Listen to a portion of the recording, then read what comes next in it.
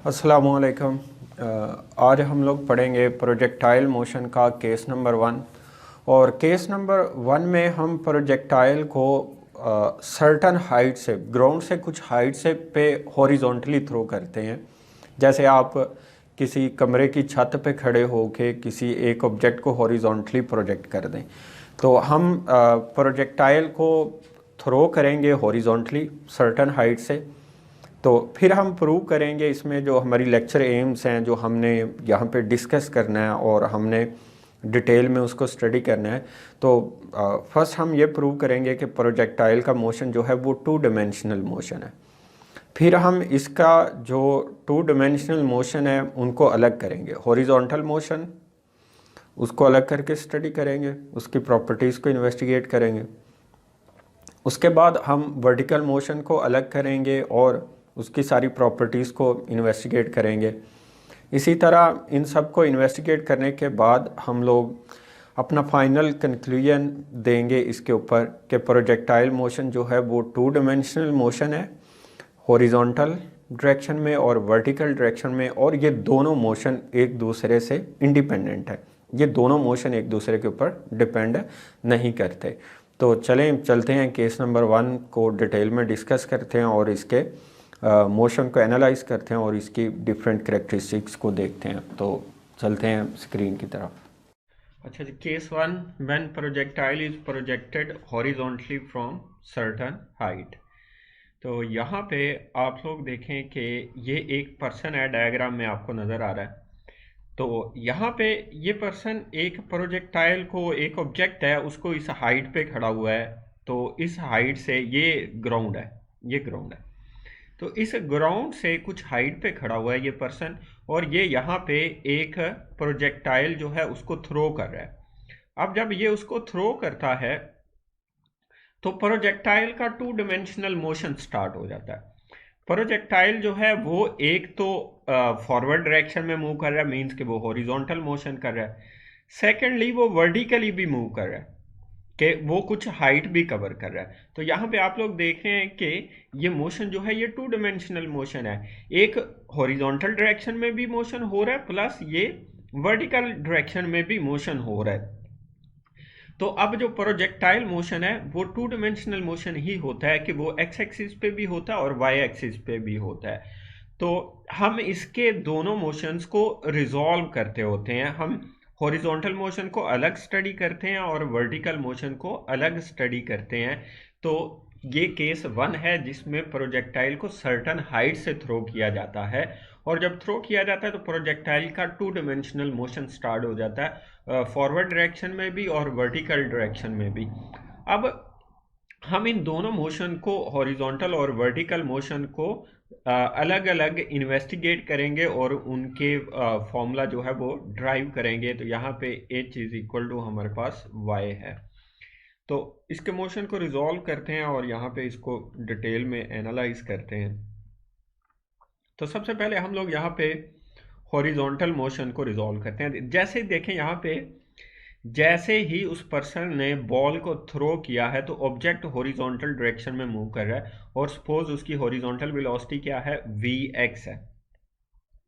अब जैसे जैसे प्रोजेक्टाइल डाउनवर्ड डायरेक्शन में मूव करेगा तो यहाँ पे उसकी वर्टिकल वेलोसिटी भी अपीयर हो जाएगी। लेकिन अब यहाँ पे इसका जो हॉरिजॉन्टल मोशन और वर्टिकल मोशन है प्रोजेक्टाइल का, वो इंडिपेंडेंट होते हैं। हॉरिजॉन्टल मोशन वर्टिकल के ऊपर डिपेंड नहीं करता और वर्टिकल मोशन हॉरिजॉन्टल मोशन के ऊपर डिपेंड नहीं करता।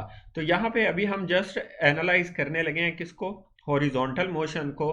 तो सबसे पहले यहाँ पे देखें कि प्रोजेक्टाइल मोशन का जो मॉडल है, इसमें जो हॉरिजॉन्टल डायरेक्शन में एक ही फोर्स एक्ट करती है, वो है फोर्स ऑफ फ्रिक्शन।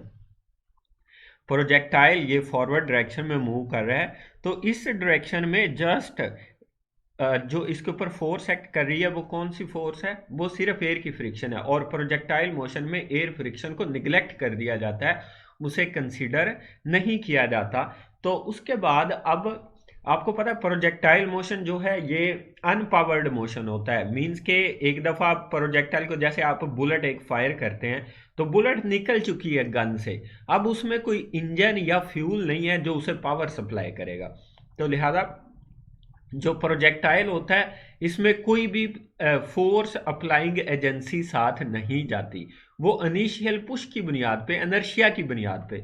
जो हॉरिजॉन्टल मोशन होता है वो प्योरली किसकी बुनियाद पे हो रहा होता है, इनर्शिया की बुनियाद पे, जो उसे इनिशियल पुश दिया जाता है उसकी बुनियाद पे होता है। अब हॉरिजॉन्टल डायरेक्शन में सिर्फ एक ही फोर्स एक्ट कर रही थी, वो कौन सी थी, एयर फ्रिक्शन। अब हमने उसको निगलेक्ट कर दिया, तो अब यहाँ पे हॉरिजॉन्टल फोर्स प्रोजेक्टाइल के ऊपर जो एक्ट कर रही है वो क्या है, जीरो, कोई भी फोर्स एक्ट नहीं कर रही इसके ऊपर। अब according to Newton second law of motion हमारे पास फोर्स प्रोपोर्शनल होती है किसके, एक्सेलरेशन के। तो यहाँ पे जैसा कि फोर्स जीरो है तो इस वजह से हॉरिजॉन्टल एक्सेलरेशन भी क्या होगा, जीरो होगा। अब हॉरिजॉन्टल डायरेक्शन में जो प्रोजेक्टाइल है वो एक्सेलरेट नहीं होता, जितना एक्सेलरेशन उसका इस पॉइंट पे था या जितनी वेलोसिटी इनिशियल पॉइंट पे थी, फाइनल पॉइंट पे भी जाके उसकी हॉरिजॉन्टल वेलोसिटी में कोई चेंज नहीं आती, क्योंकि एक्सेलरेशन क्या है, जीरो है। और एक्सेलरेशन क्यों जीरो है, क्योंकि हॉरिजॉन्टल डायरेक्शन में प्रोजेक्टाइल के ऊपर कोई भी फोर्स एक्ट नहीं कर रही। तो जो प्रोजेक्टाइल मोशन है हॉरिजॉन्टल डायरेक्शन में वो कांस्टेंट एक्सेलरेशन से होता है, उसका एक्सेलरेशन जीरो कांस्टेंट होता है, उसमें कोई चेंज नहीं आती। तो इस वजह से इसकी इनिशियल हॉरिजॉन्टल वेलोसिटी किसके इक्वल है, फाइनल हॉरिजॉन्टल वेलोसिटी के, और ये कांस्टेंट रहती है, इसमें कोई चेंज नहीं आती। तो प्रोजेक्टाइल का हॉरिजॉन्टल एक्सेलरेशन हमेशा जीरो होता है। उसकी रीजन क्या है कि हॉरिजॉन्टल फोर्स जीरो है, इस वजह से हॉरिजॉन्टल एक्सेलरेशन भी प्रोजेक्टाइल का हमेशा क्या रहेगा, जीरो रहेगा। उसके बाद हमने वर्टिकल मोशन में भी यही फैक्टर डिस्कस करने हैं। उसके बाद हॉरिजॉन्टल डिस्टेंस अगर हमें कैलकुलेट करना हो तो वो कैसे कैलकुलेट करेंगे। अब यहाँ पे देखें, ये हॉरिजॉन्टल डिस्टेंस है इसका, तो हम ग्राउंड पे ही देखते हैं, इस पॉइंट से इसको लॉन्च किया गया था और ये इस पॉइंट पे गिरा है, तो ये इसका हॉरिजॉन्टल डिस्टेंस है। तो हॉरिजॉन्टल डिस्टेंस को एक्स से स्पीड का ही फॉर्मूला लगाया हुआ है, तो ये स्पीड इनटू टाइम, डिस्टेंस किसके इक्वल होता है, speed into time. Horizontal initial velocity से मल्टीप्लाई कर लें टाइम को, या फिर फाइनल हॉरिजॉन्टल वेलोसिटी से मल्टीप्लाई कर लें टाइम को, तो ये क्या आ जाएगा, हॉरिजॉन्टल डिस्टेंस जो ऑब्जेक्ट ने कवर किया है। तो ये तो था हॉरिजॉन्टल मोशन जो कि प्योरली अंडर इनर्शिया है और एक्सेलरेशन जीरो के साथ हॉरिजॉन्टल मोशन होता है, इसमें कोई चेंज नहीं आती वेलोसिटी में। उसके बाद है वर्टिकल मोशन। अब जो ऑब्जेक्ट प्रोजेक्टाइल जो है इसकी हाइट में जो वेरिएशन आती है वो ग्रेविटी प्रोड्यूस करती है। अब देखें, प्रोजेक्टाइल को आपने ऐसे यहाँ पे थ्रो किया, अब ग्रेविटी अपना रोल प्ले करना स्टार्ट करेगी और इसके पाथ को कर्व शेप में कर देगी। अगर इसके ऊपर ग्रेविटी एक्ट ना करे तो प्रोजेक्टाइल स्ट्रेट मूव करता जाएगा, उसका पाथ कर्व शेप में नहीं जाएगा। तो अब ग्रेविटी की डायरेक्शन डाउनवर्ड होती है, इसी वजह से वो मैस के ऊपर एक्ट करती है प्रोजेक्टाइल के और उसके पाथ को कर्व शेप में ले जाती है। लेकिन इनिशियली देखें, इनिशियली मोशन प्योरली हॉरिजॉन्टल है। वर्टिकल मोशन कुछ पॉइंट नीचे आके यहाँ पे देखें, यहाँ पे इनिशियली मोशन प्योरली हॉरिजॉन्टल है, इस वजह से यहाँ पे जो वी आई वाई है वो जीरो के इक्वल है, क्योंकि इनिशियली प्योरली उसकी वेलोसिटी क्या होती है, हॉरिजॉन्टल, उसकी वर्टिकल वेलोसिटी होती ही नहीं है इनिशियली, क्योंकि हॉरिजॉन्टली प्रोजेक्ट किया गया है। तो उसके बाद कुछ देर के बाद, कुछ टाइम के बाद जब पाथ उसका कर्व हो जाता है तो तब उसकी वेलोसिटी, ये अब हॉरिजॉन्टल वेलोसिटी है और ये क्या है, वर्टिकल वेलोसिटी है डाउनवर्ड डायरेक्शन में, तो वो लेटर अपीयर होती है। इसी तरह यहाँ पे ये देखें शो किया हुआ है, ये उसकी नेट वेलोसिटी है, ये एक्स वेलोसिटी है और ये क्या है, उसकी वाई वेलोसिटी है प्रोजेक्टाइल की। तो इनिशियली हॉरिजॉन्टल थ्रो किया जाता है प्रोजेक्टाइल को, इस वजह से उसकी इनिशियल वर्टिकल वेलोसिटी क्या होती है, जीरो, क्योंकि प्रोजेक्टाइल प्योरली हॉरिजॉन्टल डायरेक्शन में मूव करता है। वर्टिकल मोशन यहाँ पे देखें, ये वाली मूवमेंट अभी नहीं आ रही, ना अप ना डाउन मूवमेंट नहीं है, इस वजह से इनिशियल वर्टिकल वेलोसिटी क्या है, जीरो। उसके बाद अब इसका जो वर्टिकल एक्सेलरेशन है ए वाई, वो किसके इक्वल है, जी के इक्वल है, ग्रेविटी के इक्वल है। अब अगेन देखें, प्रोजेक्टाइल मूव तो कर रहा है, उसके साथ कोई भी इंजन नहीं लगा हुआ, जैसे प्लेन देखें उसके साथ इंजन होता है, वो उसे फोर्स दे रहा होता है। लेकिन एक अगेन बुलेट को फायर कर दिया जाए, उसमें कोई इंजन नहीं है, कोई फ्यूल नहीं है जो उसे एनर्जी सप्लाई करेगा, जो उसके ऊपर फोर्स लगाएगा। तो यहाँ पे ये वाला मोशन जो वर्टिकल डायरेक्शन में हो रहा है, प्योरली कौन करवा रही है, ग्रेविटी। तो यही तो प्रोजेक्टाइल मोशन की डेफिनेशन है कि प्रोजेक्टाइल मोशन ऐसा मोशन है जो कांस्टेंट ग्रेविटेशनल एक्सेलरेशन से होता है वर्टिकल डायरेक्शन में और हॉरिजॉन्टल डायरेक्शन में विद इनर्शिया मोशन ये प्रोड्यूस होता है। हॉरिजॉन्टल मोशन प्रोजेक्टाइल का होता है इनर्शिया की वजह से और वर्टिकल मोशन होता है किसकी वजह से, प्योरली ग्रेविटी की वजह से होता है। तो यहाँ पे इसका जो डाउनवर्ड एक्सेलरेशन है वो किसके इक्वल है, ग्रेविटेशनल एक्सेलरेशन है क्या, क्योंकि यहाँ पे ग्रेविटी ही इसे डाउनवर्ड डायरेक्शन में एक्सेलरेट करती है। तो यहाँ पे फाइनल वेलोसिटी इसकी क्या है, V F Y is equal to V F के वी एफ वाई, इसकी फाइनल वेलोसिटी होगी, लेकिन इनिशियल वर्टिकल वेलोसिटी इसकी जीरो होती है जब प्रोजेक्टाइल को सर्टन हाइट से थ्रो किया जाए। तो ये तो था इसके मोशन का एनालिसिस। इसमें वर्टिकल एक्सेलरेशन ग्रेविटी के इक्वल होता है, इनिशियल वर्टिकल वेलोसिटी जीरो होती है। अब हम इसकी कैलकुलेशन करेंगे कुछ। अब हमने वर्टिकल डिस्टेंस कैलकुलेट करना है यहाँ पे। तो अब आप लोगों ने पढ़ी हुई है सेकंड इक्वेशन ऑफ मोशन, तो S is equal to V I T plus half A T square. हम वर्टिकल मोशन को डिस्कस कर रहे हैं तो इस वजह से वी आई वाई लगा दिया। वैसे स्टैंडर्ड फॉर्मूले में वी आई टी होता है, तो ये वर्टिकल मोशन है तो वाई लगा दिया।